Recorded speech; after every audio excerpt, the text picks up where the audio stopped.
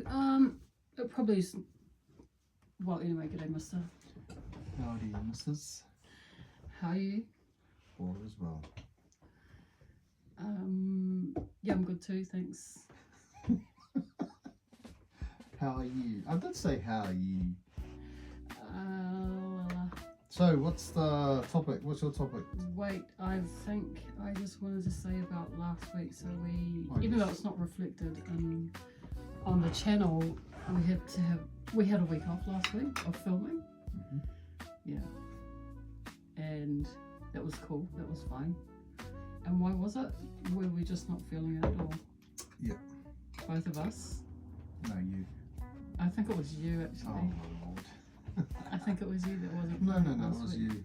I Really? asked. Yeah, I asked and you said, oh, I'm not up to it. I said, Oh, sweet. okay. Was I feeling sick? Mm-hmm. I think you just had a hard week. Yeah, I've had another hard week. I've had a harder week than last week, but I am feeling it, Nice. so that's good. So, what your feeling was last week was just nothing. Lies? No. I would have been feeling, I don't know. Yeah, it's like that whole thing about success, and is success doing it and doing it and doing something over and over and over, even when you don't feel like it, or is it? And this is a question I'm asking myself for my art. Mm-hmm. Should I do it even when I feel terrible? Or should I leave it alone when I feel terrible and wait till I feel better? I guess fortunately for me, when it comes to my art, I'm not relying on it for my basic bills, so I can be a little bit more relaxed about when I do it. Yeah. Yeah, but I suppose if it's your true livelihood, no matter how you feel, you just got to do it. That's true. So for this, sometimes we don't do it if we don't feel like doing it. It's only been once though. And then, but I suppose you can still take footage from other videos and make them into something. Yeah. So I've been very busy. I'm very tired because I had a huge work week last week. And then when I came home, I had a huge day working at home yesterday as well. But it's been amazing because you've been a true man, a true gentleman, and helped me create something that I've been wanting and needing for a long time, which is a whole new garden,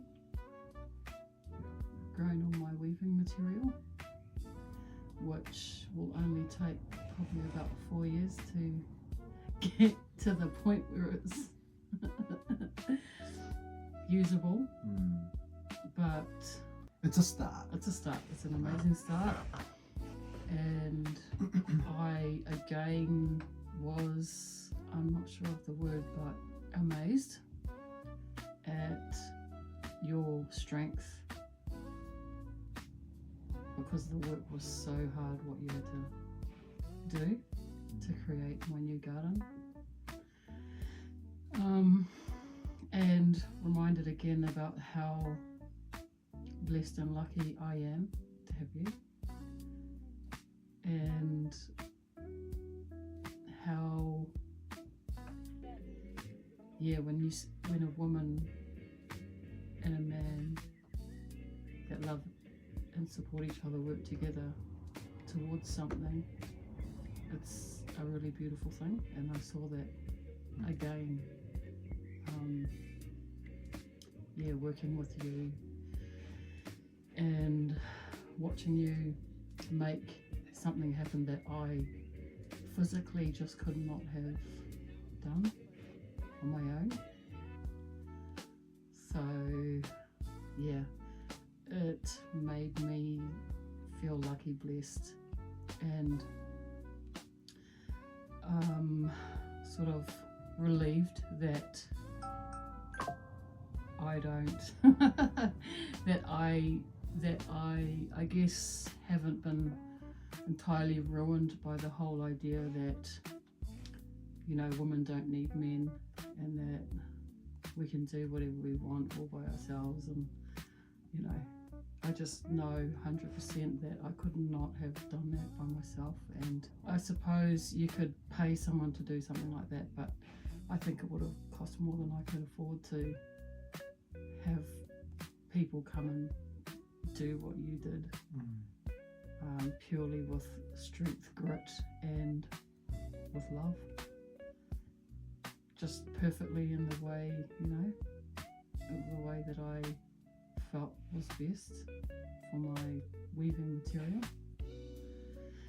Yeah, so it was, yeah, again, gratitude to God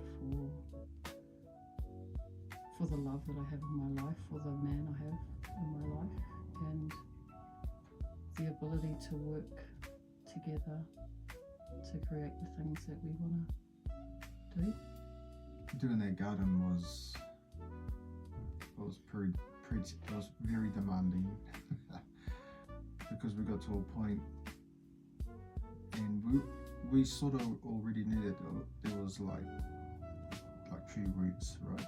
But we didn't realize, well, I didn't realize how much of the extent of the roots and how deep, and it was a mission, but we got there and the result was amazing, you know? And for some reason, I enjoyed it. I didn't think I would, but just being outside digging, just having something to do outside in the sun, and then watching it develop into what, you know, the end result was absolutely amazing. And then the next day, or was it the next couple of days, we decided to do some other stuff, eh? And that was cool because it wasn't as demanding, but you know, planting extra fruit trees around the place was cool too, you know. And then pulling out some of the old harakeke and replanting them in certain places and tidying up.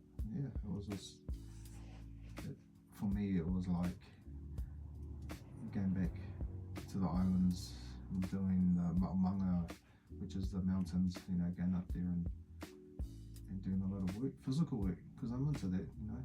I might be 54, going on 55, my body does feel it afterwards, but you know, that's just part of life, but it's all good. So yeah, I really enjoyed it, and yeah, maybe we can do it again, and why not? It does bring me joy doing it. I didn't realise it would, but it does. Well, I think too, because there's a purpose to it, to that garden. It's not just like flowers, which are lovely and beautiful, but maybe not as purposeful as something that can actually bring us prosperity, like planting a crop that we can actually turn into money, good money. So yeah, and that was one thing that I've sort of been pondering a little bit lately, that all the things that I seem to do around my art seem to bring meaning, purpose, peace and prosperity, which is really cool. It's just one of those things. I don't know if all arts are like that, maybe they are. But definitely for me, even if the prosperity might not be economic, but it might mean that it brings people into my life or opportunities. Yeah, whatever it is, it's always something good, something useful, something interesting. And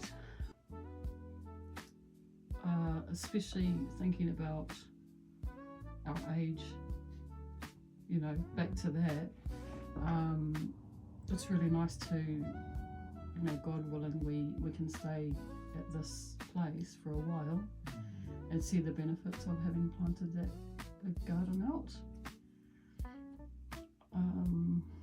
Yeah, because as we age, it's not going to be something that's easy to do later on. So that might have been the last time. Hopefully, we have to do something like that, and that's enough. That will be enough to last for, say at least for the next 15 years. Hey, 15 years? 15 years of working, what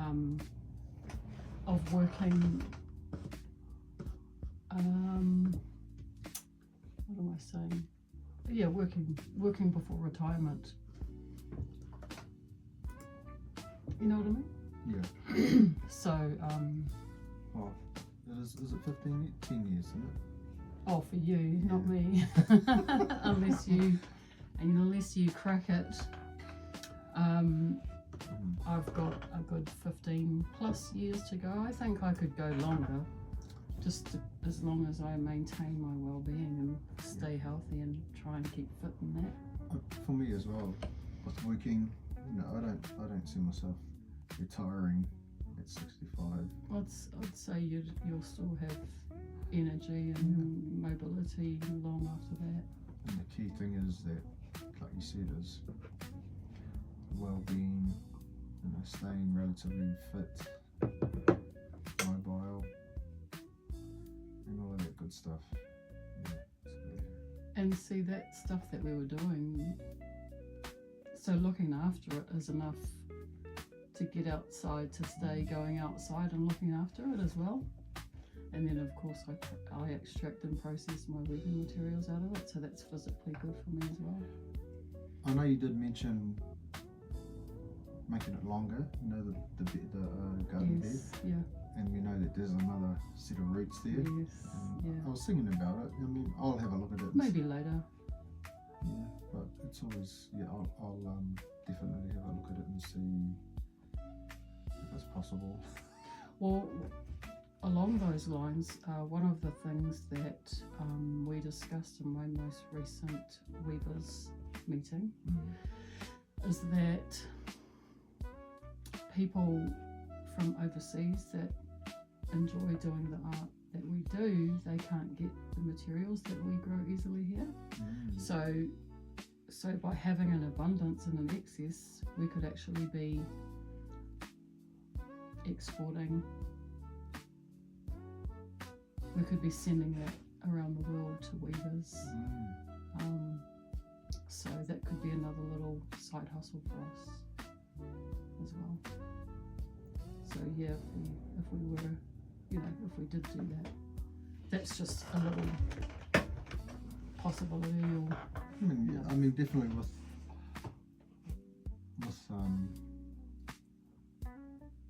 the mocha side of things. The fibre. Fibre is absolutely beautiful. Yeah. Just the way you extract it and prepare it, it's not. You make it look easy, but it's not. No, I see that. The more I try and show people and I see how difficult it is for them, I realise that it's something I'm quite good at, and it's an unusual skill to have. So it's that means that I should be able to get a good price for what I do, and it's all handmade, so it's special and rare. So yeah. I mean, I think I've mentioned AI, and it's going to be a while before AI can do stuff like that. Have robots, to do stuff, that type of weaving. So definitely, it's one of those skills that it's really awesome to have. It's just my only skill is making coffee and tea. Make a nice cuppa. Make some food. Well, that's what I need. I need nourishment. But I can do all the hard stuff. Things. I can do all the hard stuff. Yeah, I mean that's brilliant. That's the thing, because you know, if you talk about, you know, for our country, and I guess a lot of the Pacific people, back a long time ago when we were, I won't say we, but when our ancestors were roaming around the Pacific, the weaving and the carving is what, you know, created those great fleets of canoes that got around the place. So what am I trying to say? I think it's the female weaver and the male carver. Generally the men, the carvers, they did the hard, strong stuff, and it made me really see how I really can't do it by myself. I actually need help to do what I do, to do that to the best of my ability. And it's quite difficult to do without some support. Like normally back in the olden times, you'd have the whole tribe, you know, you'd have dedicated people all doing that together. But here in modern times, it's just me, myself and I. So any physical support I can get around it is going to really help me blossom in my, you know, my weaving. It's gonna really help me a lot. It's the thing that I've been seeking with my monthly weavers meetings, is that and you know, you're right here in the house, so I've been seeking support around the globe, but I've overlooked my number one support, which is you. And so it's it's amazing to just to discover and see that you're right here and that you're the best help I could possibly have. And so yeah, I mean, I can only do so much. Yeah, but what you do is really what I need you to do, and I just do the rest, you know. Yeah, I have these crazy ideas, you know, with AI. I like your ideas, even though they freak me out sometimes, but like, you know, I really want to get a 3D printer, eventually get one of those, and do some stuff around printing out stuff, and cool.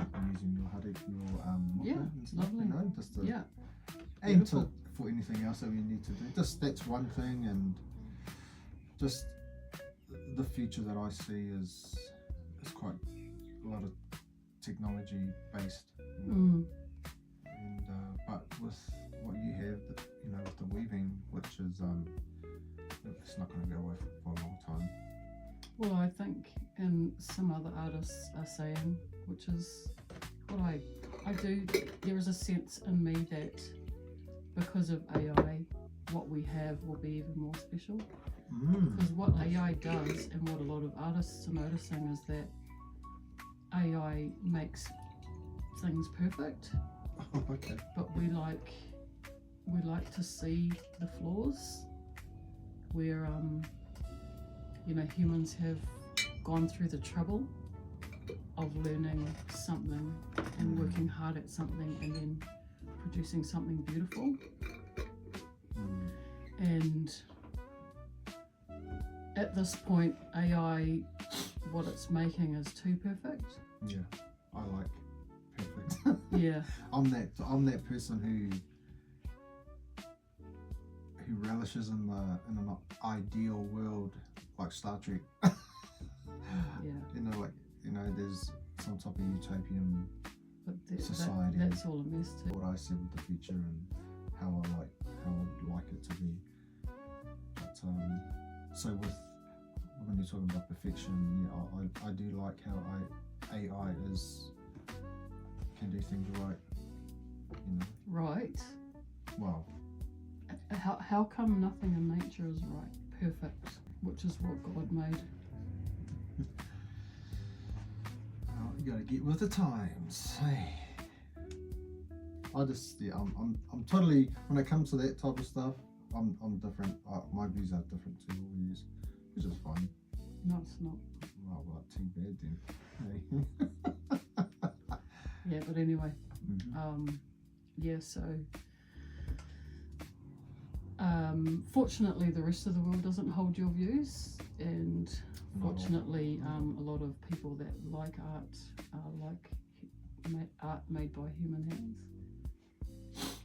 and are willing to pay for that. So some people believe that human touch is, and ask your ChatGPT, the human touch is something that's going to rise in value in the age of AI. We'll see. We'll see. We'll see.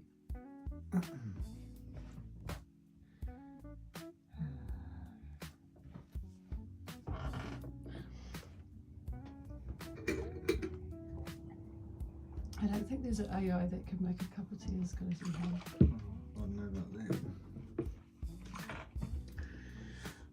Yeah, so it's good. It was really cool to notice that I can clearly see that my weaving's going to be a lot better with you supporting me. And now that we understand a little bit better about some of the ways in which you can support me, that must be making a bit of noise. Carry on. Carry on. Don't worry about the noise. The focus. It's quite annoying. It's alright. Relax. Carry on. Yeah, so what else is there? I guess that's sort of in line with what we were talking about a couple of weeks ago when we had our talk about what's femininity and womanhood. Was that what it was? Something along those lines. What's the difference of femininity versus womanhood? And I didn't realise this was going to happen, but you described to me what the ideal woman was, which was really fascinating and interesting and nice to hear. So do you want to change any of that, or are you going to stick with that? No. But so my question is, what is your ideal man? Which was just what I kind of described with helping with my weaving stuff. That's it right there. Like, there's a few things. I'm waiting. I can handle it. You can handle it. Are you sure? Yes. You're right. Handsome, strong, funny, strong, sore back, sore neck.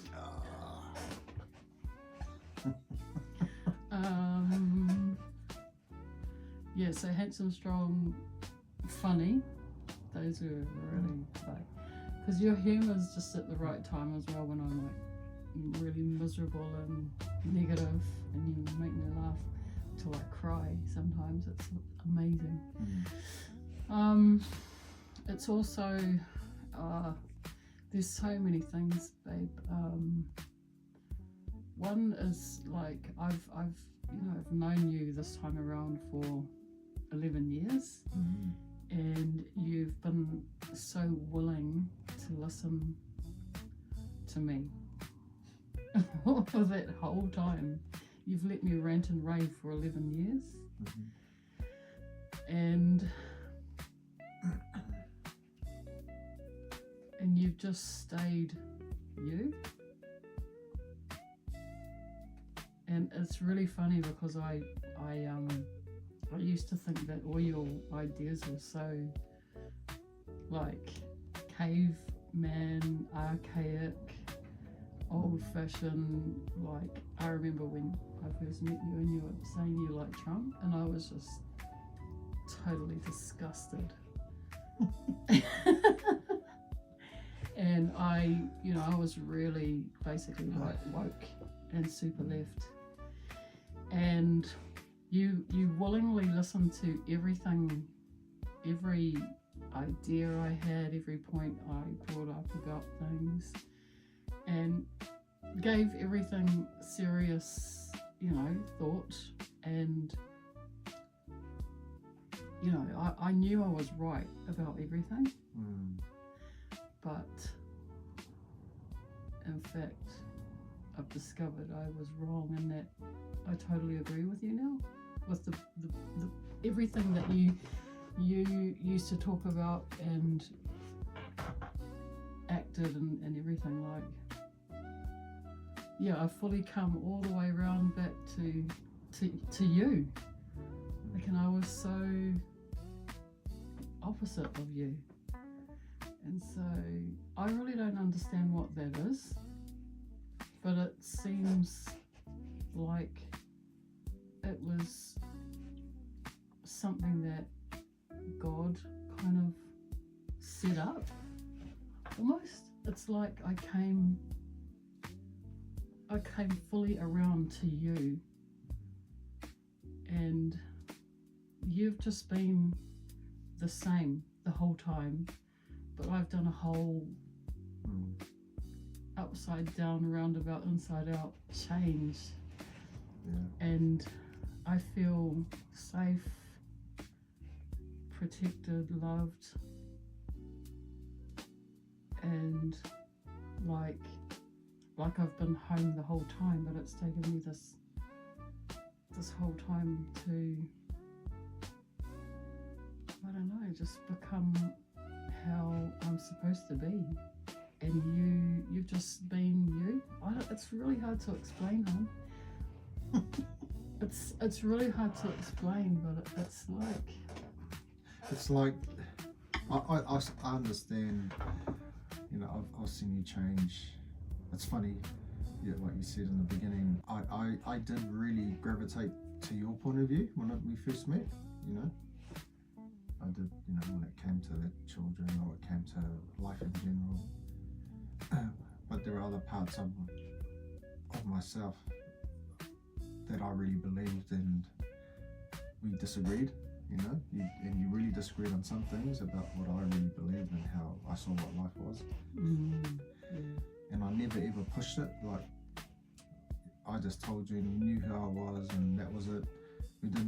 I didn't have to like force it upon you, or you would talk about stuff, and I just, like you said, listen, and I just do me, But in the process of that, we've I guess searched individually, the paths that we're on, but sort of come to the point where, like, well, God's definitely in there, and it's sort of more traditional, how we are, but traditional, yes, and sometimes not so traditional. There's a real cool balance, and the good thing about our relationship is that we can easily just have a chat, and talk about stuff, no matter how hard or how personal or whatever. And I think that's one of the key points, is that if we disagree with each other, it's not because I hate your guts or you hate me. But there was a point in time where I thought when you disagreed with me, it was a personal attack on me. But now I understand that it's not like that, and it's so cool to finally understand that. And so no one sort of really gets on my nerve anymore, because it's not like that. I see them for who they are, and I see you as for who you are. That's so cool. Cool to be in a relationship that is based on, I guess, truth, honesty, and God. Yeah, I've been thinking a few things have kind of crossed my mind, and And I can see where at a young age I was pulled really left, really pulled really hard, and a lot of that comes through, for me in anyway, in my journey, it's been drugs and alcohol and people, certain people that have pulled me that way. And I've been really fortunate with the internet, because I've been able to hear and learn about, God again. Yeah. It's really crazy. So we did our recovery. I went to a 12-step program, and I started learning about living a spiritual life, and that was amazing. But there were things that I was noticing about it that wasn't sitting well with me. And one of them is that in the world now, it's very common that people believe that men and women are exactly the same. But what I was seeing with people in the 12-step program was that women do it a certain way, especially if you're a mother, and men do recovery and spirituality their way. And it's good. It's meant to be different because we are different. But so I had to go and seek a more traditional message, which I found through Dennis Prager, of all people, who I've never heard of before, but who I came across on the internet. Also Jordan Peterson, who did some amazing, so what hooked me with him was that his psychological stuff, but he sucked me into all of that, and then he went to the Bible and did all these incredible panels and discussions on the Bible, which just woke my mind up and helped me see it in a whole new light.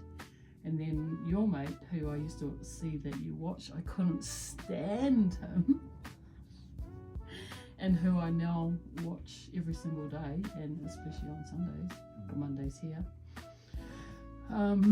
Jesse Lee Peterson. And and it's funny that my art as well, speaking about art, my art, weaving, is what sort of brought me into that, because it was weaving and listening to their podcast that kind of brought it all in, because I decided that to make really beautiful weaving, I was only going to listen to really top quality, high quality, interesting things, and it gave me a chance to read through audiobooks some of the great classics of all time written by human beings, and it brought me back to the Bible. I see now clearly what I am as a woman, and what it brought me back to seeing what my father was as a man. And my weaving helped me realize how beautiful and wonderful and strong and safe my father was, and weaving helped me see that. And so you have all those attributes that I loved about my father. And of course,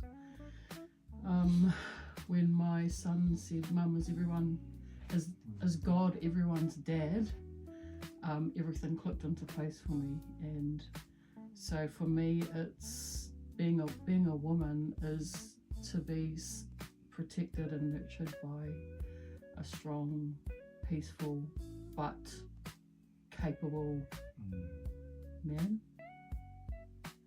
and to be loved by a man like that brings me peace. Absolutely. And as my t-shirt says, obedient wife, peaceful life. I'll just put that in the video. But I think you were mentioning last time we've done the video, I think for me the ideal woman was that there was no confrontation, it's just peace, have a peace. And today it's like that, so I thought I'd just mention that. For you to be you, and for me to be myself, there's so much peace around you know, there's so much peace that I don't really want to go out anywhere. I like being home. And that's something that I've really got from you. Because I was always trying to go out, do this, do that, go here, go there, and you never ever wanted to do anything. And it used to really upset me. It used to really upset me, like really, I used to suffer over it. But now, I'm the same. I don't like going anywhere. I hate it. I mean, I don't hate it, but like, if it's something really important, I'll go. But otherwise, home is heaven on earth. Next to you. Peaceful, safe, quiet. I have all of my things around me that I like doing. And if I don't have it, I'll go get it. Or ask you to get it for me. And so I guess, I don't know if I've answered your question. What's my ideal man? You're my ideal man. Because you, and it's funny because, you know, I knew you before. And you were old-fashioned back then, remember? But I had already gone down that modern woman, feminist, I can do what I want, I can be what I want, I can blah blah blah blah. And there was nothing you could do about that. So off I went on my merry way and spent a lot of years of misery. I mean, it wasn't all miserable, but to come back home to you and to be home in every sense of the word, as a woman, just as a person, to come home to this house and understand things like, you know, I used to think, oh, why do you have to lock the doors and the windows and things so much, you know? But that's your job. Yeah. You know, that's your job as a man. Why wouldn't a man lock the doors and check the windows and, you know, I lived in this fantasy world where people don't do bad things, you know, but I understand now that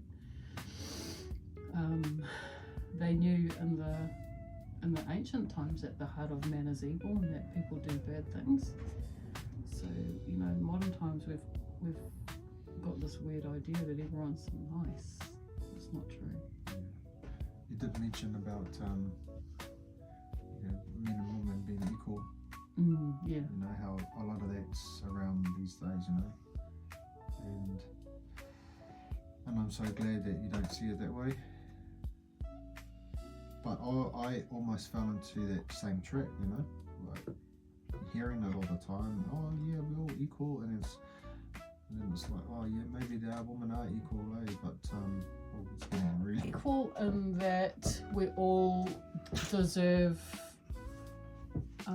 you know, safety, and that like we all deserve to be protected by the law where necessary. We all deserve to have a decent life and get educated if we want to, or all those types of things, but that type of equality is fine. And that everyone, I guess what that comes down to is that everyone has God-given rights to be safe and to, you know, not have a king basically come and take all your stuff. And that's all in alignment with the Bible and that as well. When women talk about, oh, you know, I can beat a man up, or you know, I can fight a man, you know, it's so untrue. It's not funny.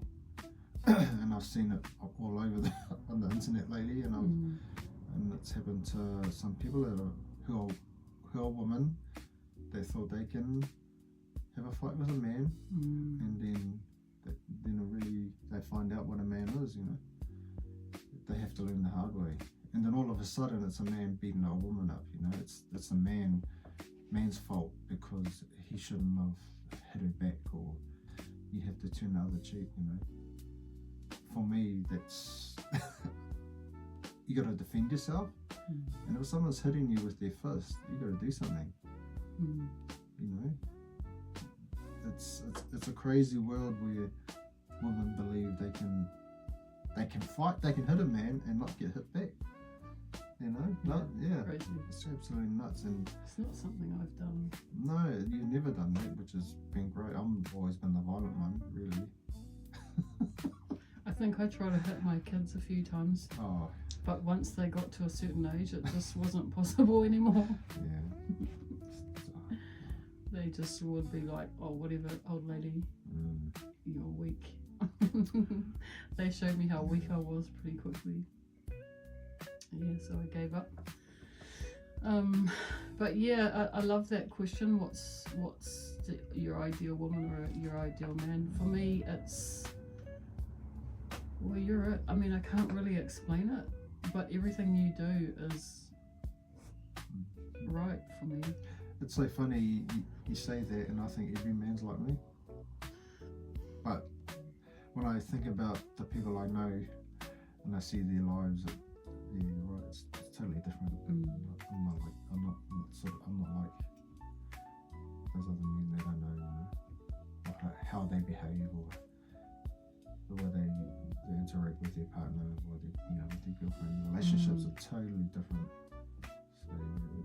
So It must be hard in this era too, because the world's so feminist, yeah. and it's hard to be a natural guy, just to be a guy and just be a guy, because it's considered toxic masculinity if you if you're strong, or if you tell a woman to shut her mouth, or anything, if you fight, it's like, oh, it's so barbaric. But the minute something happens to you, you're gonna want a man like that around to help. But yeah, it must be hard sometimes to be yourself, and women are so out of water now. I mean, when we first met, you were really, remember how you were so trustful? Yes. Trusting to anyone, and Yeah. I was like blown away, I was like, what the hell? Yeah. And I would tell you sometimes, like, why, and you would tell them your name and that, and I would go, why are you telling them your name? You don't even know this person. But Yeah. it was like, for you, it was because, well, as you said before, you thought like, everyone was good, everyone was trustworthy. Yes. And I was totally different. And I knew you should never ever trust anyone, regardless of even if they had money, or even if they came across as nice. Yeah.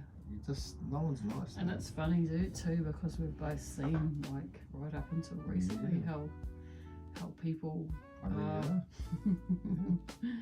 And it's shocking sometimes how the people you really think are really your best friends and closest friends don't really love you. And it's good to know that. For me, it's good to know. And so for me to understand it now, and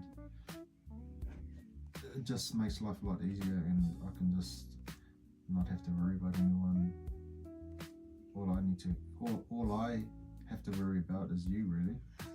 I imagine that would have been hard at different times, when I've been really out of order, and when I've been really down those tracks, like maybe going out, when we were younger, and then I'd just get really drunk, or I'd probably want to go here or go there, and you're the one that has to take me all these places, and you have to look after me at all these places.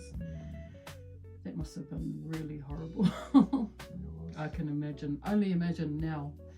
And I've grown up in a world where women are really encouraged to do what they want, and no one can stop you doing whatever you want.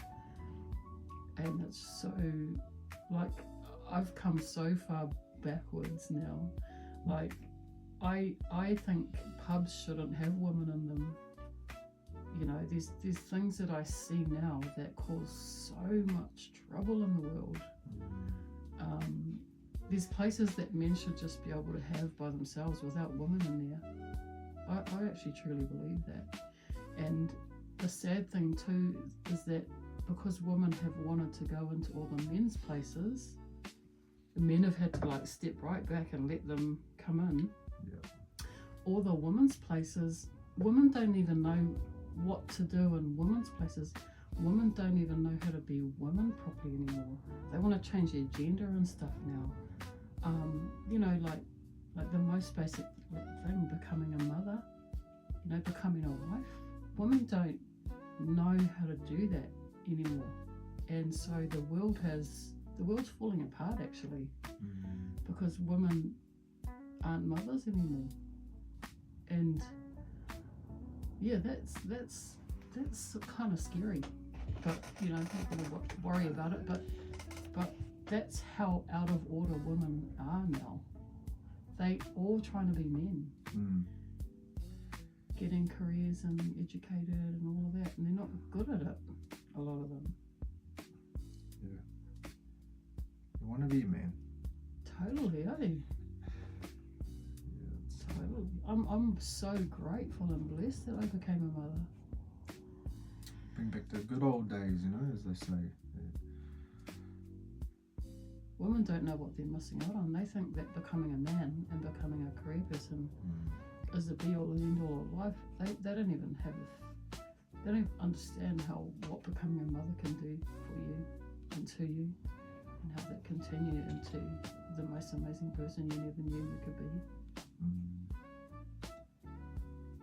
It's just a strange world that we live in nowadays, and I just hope, well, not hope, I just hopefully one day we'll come back, you know, back to how it was back in the good old days, you know, where men were men and women were women, kids were kids, and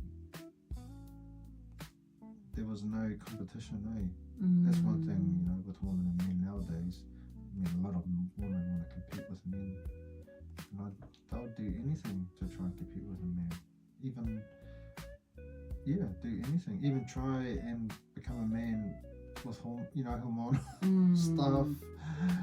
I've seen some yucky stuff too, like on the internet now, like just transgender people that are obviously getting paid now, and they will just do weird stuff, and then they'll open up Pokemon cards, and that's how they get the kids to watch it, or they open up Disney cards. Wow. Yeah, and it's obvious to me that they're getting paid to do that, because who else wants to watch that but kids? Yeah, so all of the stuff is out there, all of the yuck, gross stuff is out there trying to groom the kids in that. And so it's just wonderful that, yeah, it's just wonderful to feel and be normal in such a crazy out of it world that kind of really encourages people to be really, really, really out of order. Yeah, it is good. I don't really worry about the world, you know, I just do my own thing, really. Yeah. Just go to work, have to do what I have to do. But it's nice to know that, say when you're in front of your own children or your grandchildren, that you're going to be normal in front of them when the whole world's kind of yuck and crazy. Well, with our relationship, it's just amazing, and we've been to hell and back, really, in some cases,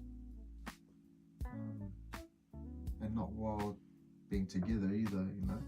When we were not together as well, like we had to go through the stories that we tell each other. And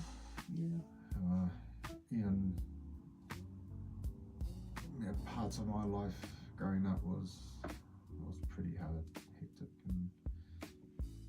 but it's still, I'm not gonna blame God or blame the world for my problems, you know. I used to do that a lot, but it's just, I understand that as long as I have God in my life and I do the right thing, and which is, it might be boring, but it's that's how life is for me anyway, is doing the same old thing, but at the same time I'm interested in these other things on the side, which is cool, you know, like I love AI, you know, I love technology. Okay. Yeah. Calm down. But for you, you're very intellectual, as a lot of people probably going, yeah, she is. You know, she reads a lot, she does this, you know, and so I'm the one who just likes to chill out. Nah, but I have to let go of a lot of that. You have to let go of all your intellect if you want to have peace. Yeah. Maybe, one day. No, I mean, I can do it. I can let go of my thinking. Yeah, definitely. Otherwise, it wouldn't be. Yeah, but it's. I had something I was going to say, but I think it's just good to that your best friend is on the same page. That's the best thing ever. That's so relaxing, just knowing that. Why does it take a lifetime to figure that out? Oh, the one thing I wanted to say was that the good thing, one of the greatest things that I know is that every problem I have is inside of me. And when I'm suffering, it's my fault. I love that 100% responsibility thing for whatever I'm going through. And I see clearly now that that's a very conservative viewpoint. Socialism requires a sense of victimhood, but conservatism, a conservative person takes responsibility for their life and seeks God above everything, whereas the leftist worships their identity over everything and their victimhood. So I think having a best friend that's on the same page and understanding that my suffering is 100% my fault are probably the foundational principles that I live my life on.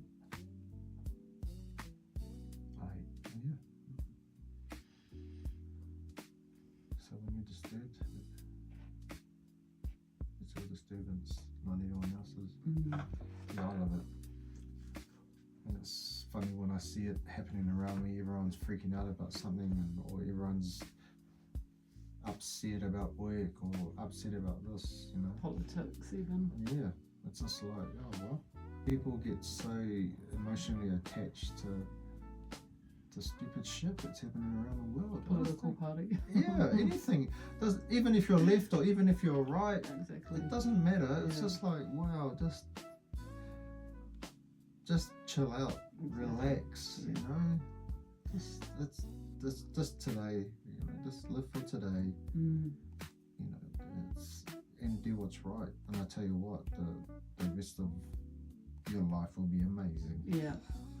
Totally. So simple, yet people don't understand it. And I love knowing that my body is a temple. So I heard that in church when I was a kid, but it's only become clear to me that inside my body is where I can have heaven on earth, and outside of my body can be hell.